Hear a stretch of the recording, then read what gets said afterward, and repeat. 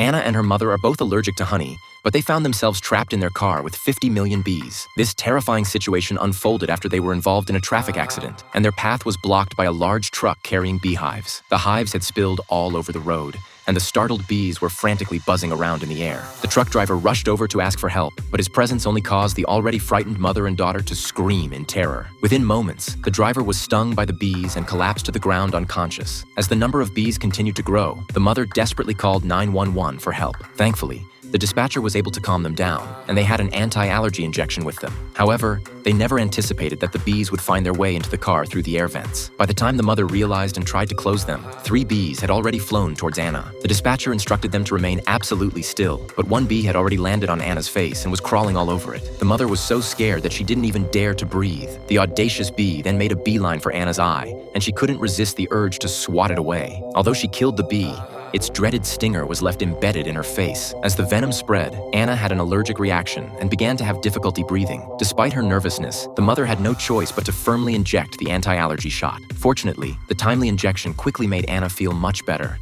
and her mother finally breathed a small sigh of relief. However, as soon as she looked up, a bee stung her on the neck. With only 1 injection available, the mother quickly started to have trouble breathing. In this critical moment, their only option was to rely on the small amount of medication left in the syringe. Under the dispatcher's guidance, Anna rummaged through her bag and found a pair of scissors. She forcefully cut the syringe in half, and her mother used the last of her strength to push out the needle before immediately fainting. In the nick of time, Anna hurriedly jabbed the needle in and forcefully pushed down the plunger.